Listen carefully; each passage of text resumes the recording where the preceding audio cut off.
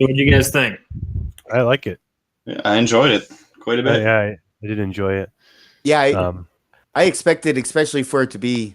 I mean, this is my first, role playing game. I thought I was going to be a little overwhelmed, and it was pretty easy to pick up, and that was nice. I'll say this as somebody who is new to role playing, a system like this is good because I mean I know people that have wanted to like play D&D, but you know when they hear how daunting Complex. it can be at times. I mean that's one of the nice things about like 5th edition D&D now is they kind of strip back a lot of the having to look through books and do all sorts of ridiculous like modifiers and stuff.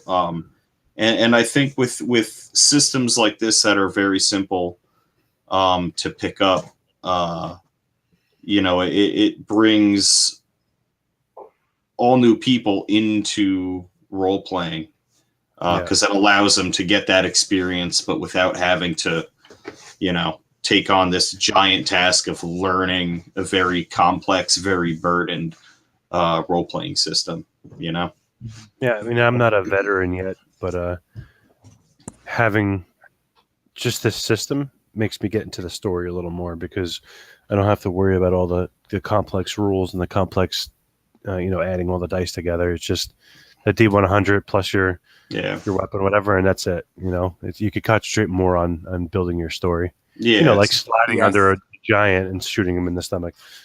Or in the queen. So like that's a perfect example too, because like a lot of times you want to do something like that and the DM or the GM or whoever, oh okay, let me look that up, and you're looking through the book.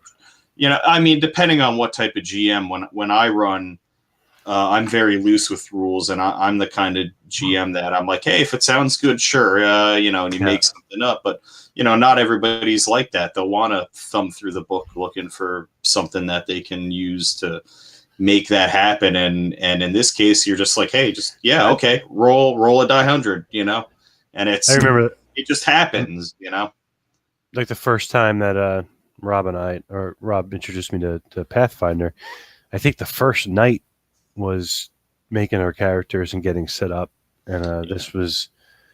I work for UPS and it's 14 to 16 hours a day. And it took me about an hour and a half to create the character. And that was reading and finding out how to do it and then creating it as well. So and that was like a level 1 character. Yeah. It takes that long depending on, a lot of different things. I mean, I'm excited to play the next night we can because I want to know what happens. Well, yeah. Hand that one out then. Write it out.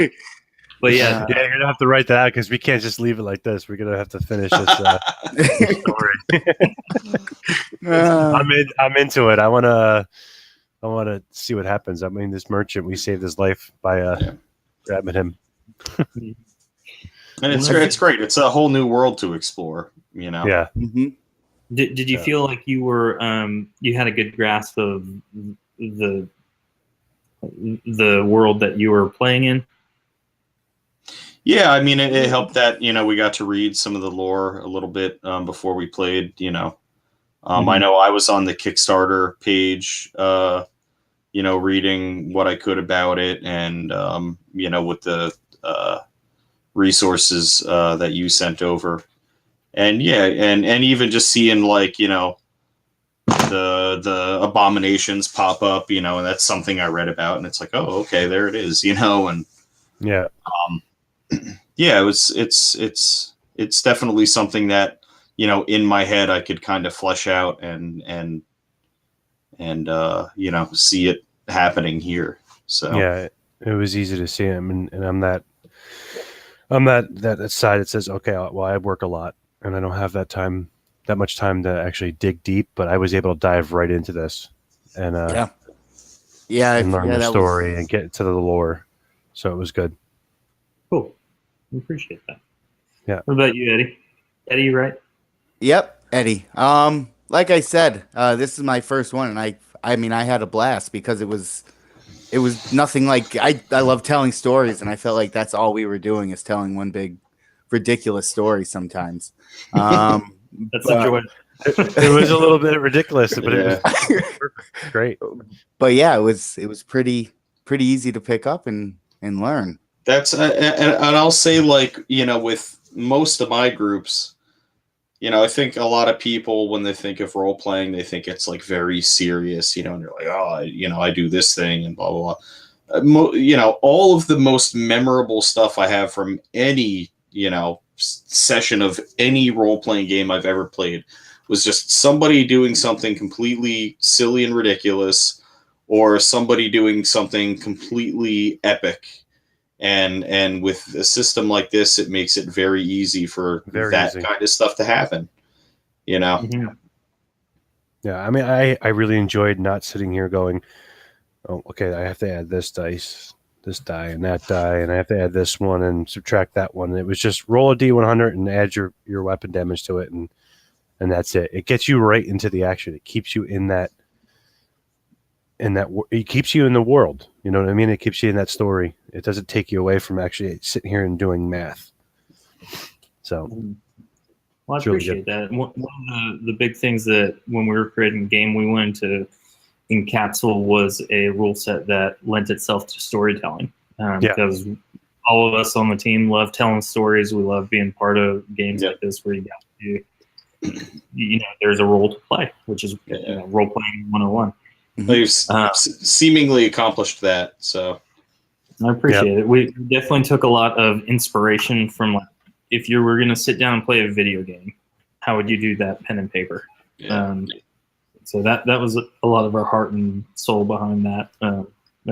I'm happy to hear it reciprocated in different ways. Definitely. I mean, you have everyone represented here too. You have Rob, that's sort of a veteran. Me, that's only been doing it for it's about a year now, and a year or two, which is his first. So it's a good representation of different opinions right now.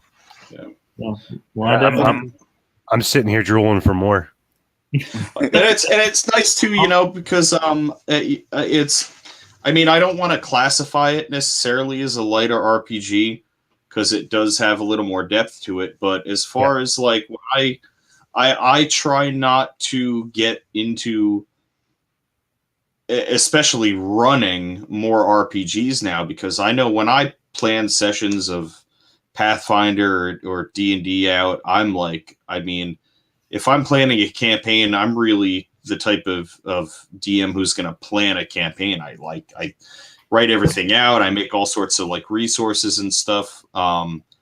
And it's a lot of time and energy that you don't always necessarily have to put, into even just a session. And so past couple of years, I've been really picking up lighter RPGs where you can just sit down, character creation, takes a couple minutes, and, you're very off the cuff with everything because the rules aren't all that difficult. And, you can just kind of all work together as you play along and create the story. So, and this has that element, but with being a bigger world like D&D is, Mm-hmm. Yeah. And I think you guys really hit the sweet spot in between the heavy RPG and the light RPG. It's like that perfect spot, like it's the sweet spot where it's you can dive right into it. You can spend a little time making your character and your backstory. I mean, my backstory was a little rough because I didn't have the time to really dig into it. But I mean, we got through it tonight. I love your backstory. Stealing those buttons. But no, I think you guys really hit a sweet spot here. So thanks. Appreciate it. We're definitely excited to get things happening. So your Kickstarter's over now, right? Yep, we were 100% funded, with just over 100%. I was looking at it. Yep, and then we our online store is active. We're selling books. We have posters of our world map, and then we're also on Drive-Thru RPG for the PDF copies, full PDF copies. People could just go to shattereddawn.com and order the books. Yep, okay. And that goes email straight to me, and I usually put them in next day, or if I get them early enough day. Yeah, so I know Eddie, I think you have a copy of them for the review, but I have a copy. Yep. Just like any other role-playing game, players only really need the player guide. Arc Master Guide, which I was reading through to run this adventure tonight. Mm-hmm. It has 60 pages of the lore if you really wanted to read all of that. I'm very interested in the lore. Now, who came up with the lore for this? Our content writer, Andrew Bradfute.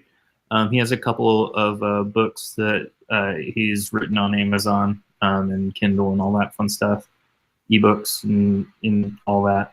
He's very talented. Oh wow! So did you guys?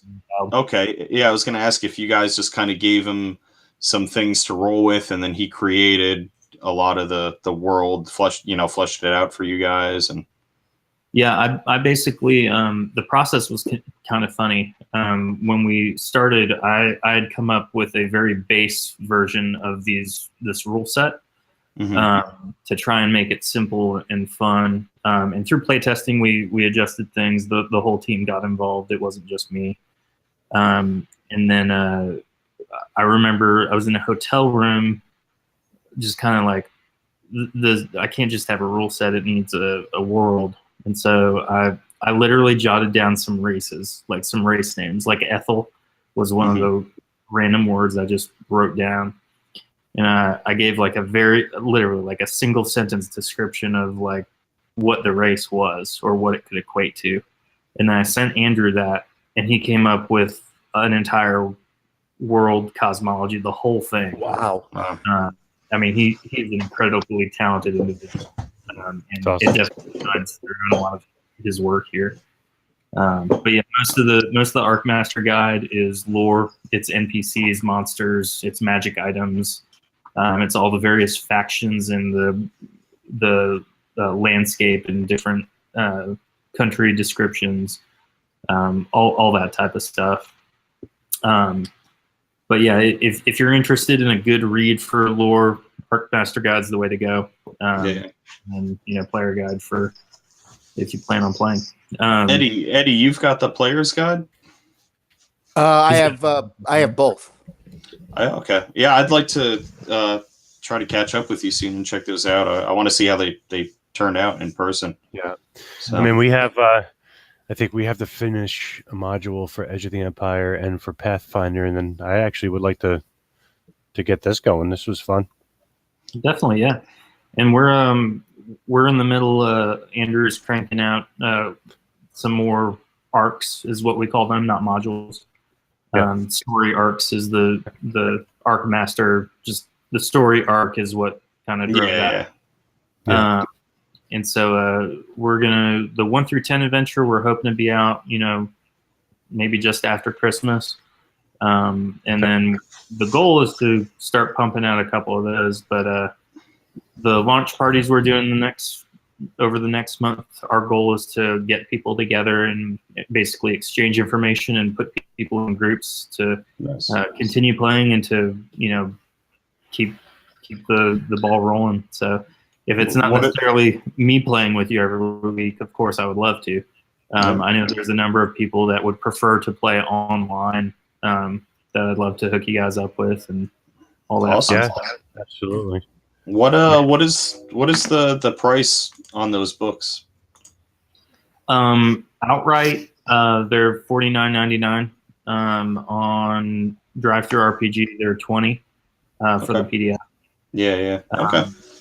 But I would love to give you guys a discount if so just let me know and I'll send you a code or coupon, something like that for the store. Cool. Okay. Awesome. Yeah, I definitely want to get it. Now, one last thing, because you said it earlier on, and I just might edit this in 2 videos so people can skip right to, this Q&A we're having right now. And what you said, you're going to certain events and things like that. What is it? Like, where are they? I think it's probably down in Florida. That's where you guys are. Yep. Yeah, we're right now we have next literally Saturday, December 2nd is a Mandarin Minicon at one of the stores that carries our books. we're going to be there. And then the following weekend, December 16th, is the we're doing our first official launch party post Kickstarter at Mythical Mountain in Mandarin in Jacksonville, Florida. And really, like I was saying a second ago, the goal of those events is primarily a Q&A just like this. Tell us about the book. What questions do we have? What is character creation? How easy is it? What are some of the basic principles? And then really breaking everybody up and saying, hey, who wants to join a group or start meeting regularly to play? Let's exchange contact, all that fun stuff, but also, enjoy playing a game. But, a lot of people, like you were saying earlier, it's very daunting to get into a role-playing game, especially with Stigma being it's super complicated. And having not only a system, but a world and really an opportunity to run a pretty straightforward, simple adventure that pulls you in and gets you, engaged. There's plenty of people that are looking for that relationship or that weekly meeting, much like you guys were telling me about your story earlier, kind of that similar mindset. And so providing that opportunity to people that might not have it otherwise. So, that. And then we got 2 more of those over the course of January. So what's your future plans on ARCs? Right now, Andrew, we actually just played through one, and I posted the little video on Instagram with our chief operations officer doing the little gotcha thing. Yeah. Someone did that to me today, actually. So that arc that we're play testing right now sits canonically with the voyage of the Beladriel. The discovery of the Illyria's race and kind of how the Norethel really defeat them into submission and conquer their land. And then that's kind of gonna play back and forth with the more modern, not modern era, but the current age, the present day arc, which we're still fleshing out how we want to take a story with that. But Andrew's done a lot of around on that, So, but with all of those, we're trying to get them out sooner rather than later. We have plenty of people that I know want to start playing. So, yeah, nice. Now, you guys plan on doing miniatures and more, I guess, accessories for the game? Eventually, we'd love to do miniatures. Originally, we were going to offer that as backer reward through Kickstarter, but I have very basic 3D modeling knowledge, and we couldn't find a vendor or a third party to go through that could get it at a reasonable enough cost to really make it viable for us. Yeah, could always do cardboard punches with the little plastic bases. I mean, I've seen you guys because I followed you guys since Kickstarter. I've seen you guys play live on Facebook and stuff like that, and it does look good. I don't know what you're using, but whatever you're using, it does look good. Oh, well, thanks. Yeah, we have a couple miniatures. Our CFO Brian is diehard into Warhammer, and he just got something. I forget what it is, but he's got the whole dungeon tile set. All that. Oh yeah. So we usually use that when we do demos and stuff. He's a talented artist too. He paints all the miniatures himself, and it's great. We've been thinking about a card game. We've been thinking about a couple other tools, to use different methodologies of creating characters and stuff like that for ease of use, or if you want to just randomize a character, ways to do that. So there's things we're brainstorming, but right now we're just trying to get it into people's hands and say, hey, check this out. So, well, nice. I'm going to spread it around. I've already shared the link to a group of gamers that I have for video games and stuff, but they also role play, and I just shared the link a few times actually. Well, I So appreciate they're it. going to check it out. Absolutely. We'll get it into as many people's hands as we can. I mean, I have one more question is where do you draw your inspiration for the story in the world from? That would be more of a question for Andrew. I love the stories. I love the stories he creates. The inspiration for the world, when we sat down, we wanted to make it dark. We wanted to make it gritty. We wanted to make it kind of grim, because a lot of times I feel like the role-playing games that we do regularly, not just me and my team, but just we at large, all of us role players, it's almost too bright and sunshiny in my mind. I like the idea of having a more dark, gritty world that actually almost allows you to deal with some of bigger, not necessarily spiritual, but also from like an inner moral compass standpoint. So a lot of Shattered Dawn deals with things like the Norethel trying to conquer worlds and commit genocide to, make their will done. So how do you deal with that in a fantastical setting that isn't necessarily directly correspondent to real life? But how do you deal with, some big monster coming at you? Like, do you get out of the way? Do you stand up and fight? Oh, you run right at him and slide right between his legs. That's what you do. No, you try to reason with him. You can reason with anybody. And then you throw him. But I actually read an article the other day that kind of corroborates this. A lot of times through role-playing and other things of that nature, you're able to deal with a lot of things that you don't cognizantly deal with.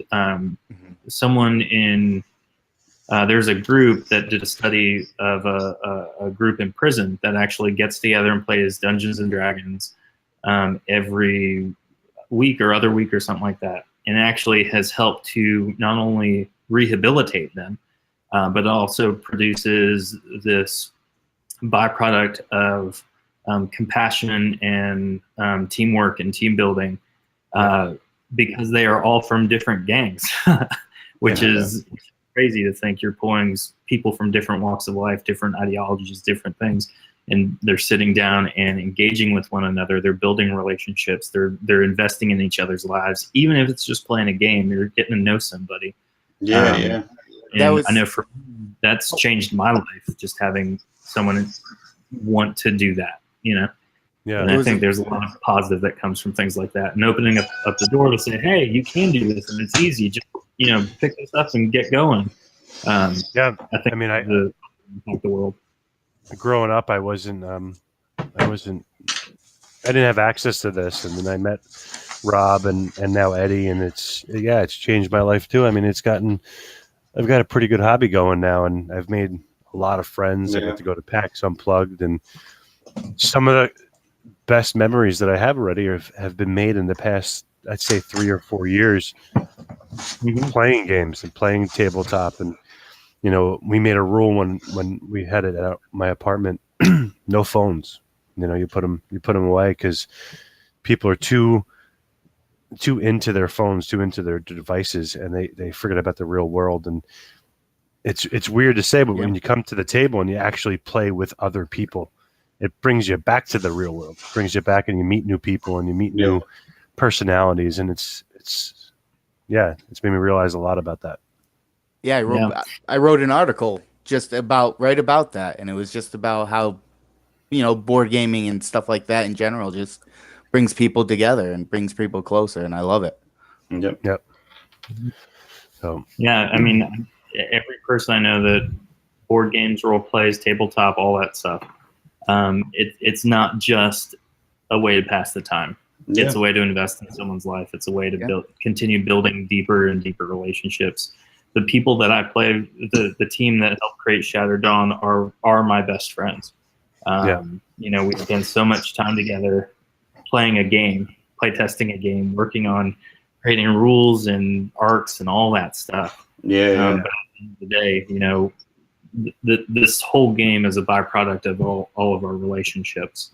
And each and every one of us has not only a part in this, but is part of that vision of impacting people's lives and mindsets, and encouraging growth. Yep. I just want to say thanks for making it, and I wish you all the luck. Yeah. Thank you. Really good product. And thank you guys for had a blast. Yeah, absolutely. And if you ever need anyone else to play test a new arc or something, you let me know and let us know. We'll hop on. Yeah. We'll definitely take you up on that. I know for this next one, I think Andrew's finishing out part 3 of it, 3 of 10. And so once we've kind of played through that and do some formatting stuff, I'd love to get you guys back on and do maybe another we can get some of them. You get some of them up on here too. Yeah. As long as I can still throw things, that's all I want. Oh no, we got to keep this story going. I got to put some more arrows in some people. Yeah, right. David, just out of curiosity, sort of unrelated to Shattered Dawn, but obviously still within the realm of gaming. What other like kind of tabletop stuff are you into right now? RPG or just board games? If you've even had the time to. Not a whole bunch of time, but we do make it a point to play tabletop games, even if it's not Shattered Dawn. Mm-hmm. We've been playing through one of the D&D's 5th edition just to check it out. I was big in 3.5. It was a lot of fun. But same here. Also incredibly complicated. So, yeah. But if you look on my board game shelf, I have Joking Hazard is always fun in a party setting. Yeah, my brother has that. Yeah, I have the special Kickstarter red box, and I got the expansion signed at PAX Unplugged. Oh, that's awesome! Very excited about that. We've been really into. My son loves playing King of Tokyo with us, and that's a really fun one. Because he's so into it too. Yeah. And then you can't go wrong with Catan or Catan, however you can say it. Yeah. Whatever. Tomato. I haven't played that in a while, but yeah, it's a good classic one. We actually, I just played. Actually, Nick and Eddie were both there. I just for the first time played Carcassonne, and that was fun. I enjoyed it. Yeah. I've never played Catan. Experience. We'll play sometime. We'll play sometime. I've got it. Never. I actually I just got this at PAX Unplugged. Oh, the Doctor Who game, yeah.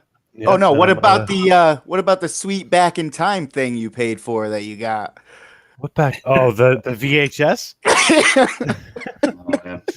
So I mean, this goes back to the point that we were talking about before. Is like I have never thought in my life that I would be painting miniatures, and the other night I painted my first miniatures, and I was like, "Holy crap! I can paint miniatures now!" And it's just board gaming and tabletop has changed my hobbies and changed what I like and made me realize that it's a lot of fun. Here's actually 2 of them that it's a lot of fun to share with people. Dude. Yeah, absolutely. And that's one thing that I'm excited for with my kids. I just got my son into playing HeroClix with me. Oh yeah, he loves it. How's that? Every now and again, we play. He calls it the Avengers game. It's always fun. It's it's just nice to share. Like we've all been talking about. It's just really you're sharing experiences with people you care about, and it's just it's a wonderful thing. Absolutely. Yep. Oh, well, with that, I appreciate the time. I appreciate the epic tale I get to convey to the rest of my guys. Yeah, no, I really thank you for having us. Yeah, no, appreciate it. And yeah, we'll be in touch. I have your guys' emails now, so I'll shoot you all the links to the video when I get it uploaded, and Great. I'll email you some discount codes once I get those created too, and all that fun stuff. So excellent. Awesome. Thank you so much. Awesome. yeah, no problem. All right, guys, have a nice evening, and I will just reach Be in out if you touch. guys want to play again anytime soon. I can Absolutely. muster.